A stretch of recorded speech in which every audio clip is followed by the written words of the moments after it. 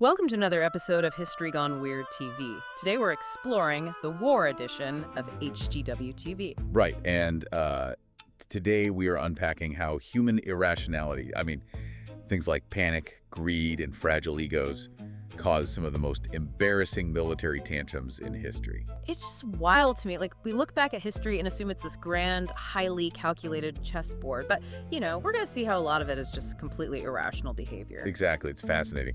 History seems to suggest that sometimes the most dangerous weapon on the battlefield is just, a complete lack of supervision and basic human impulse. Yeah, if you ever feel bad about a mistake at work, just remember you haven't accidentally destroyed your entire army before the enemy even showed up. Right. HGW TV archives reveal a perfect example of this.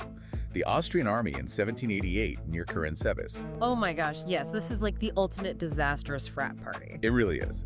So they are at war with the Ottoman Empire, but they basically skip the middleman and defeat themselves. Wait, hold on. How does a highly trained 10,000-man military just defeat itself? Well, it is a brilliant, tragic study in bottom-up panic. It started simply enough. The cavalry found a barrel of schnapps. Naturally, because, booze. Right, booze.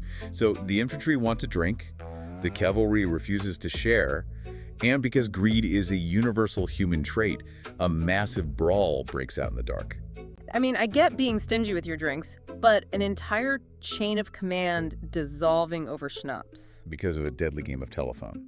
The Austrian army was multinational, right? True. So a shot rings out, and an officer tries to restore order by shouting, "Halt!"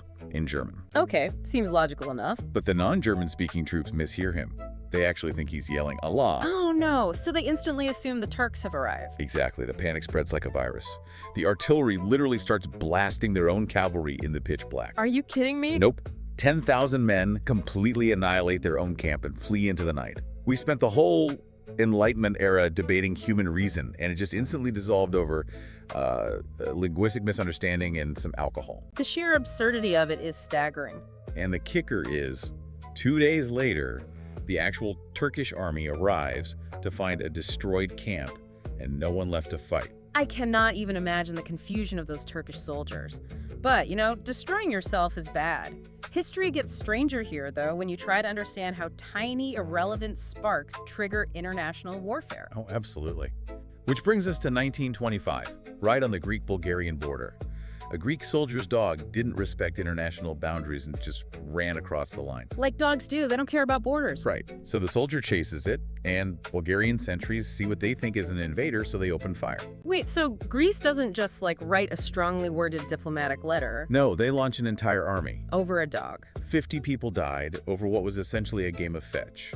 It perfectly illustrates how tribalism and insecurity just escalate instantly when tensions are high. That is tragic. You were talking about 1738. The situation somehow became even worse when a dead, severed body part triggered a massive global naval conflict. Yes, the pickled ear.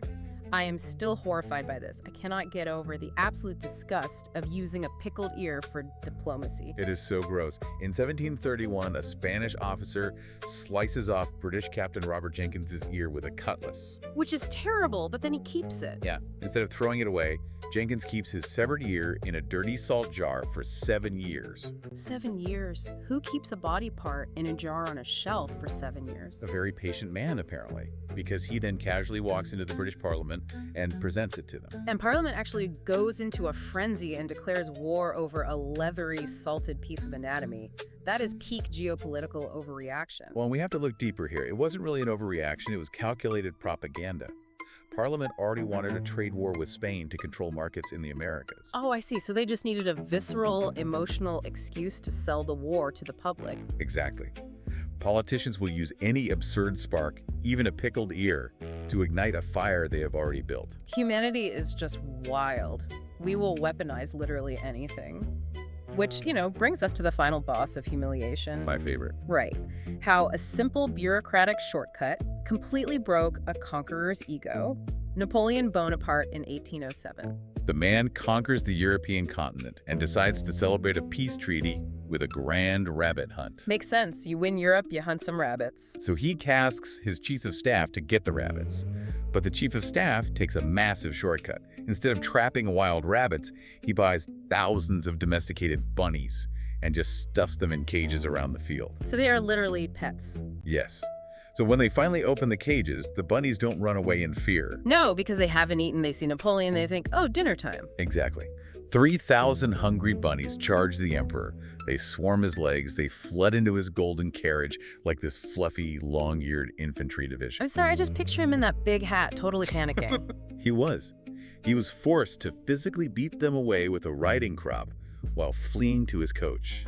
The karmic irony here is just delicious. The legendary tactical genius who terrified all of Europe is forced into a screaming retreat by fluffy pets. It proves how a tiny lack of supervision and just a basic understanding of animal behavior can completely outflank a dictator's victory lap. It really does. I mean, whether it's self-inflicted massacres, international fetch, weaponized ears, or an emperor fleeing a petting zoo. Human history is often decided by terrible logistics, zero supervision, and wildly fragile egos. It leaves you wondering, like, if you were planning an invasion anytime soon, maybe check the rabbit cages first. Highly recommended.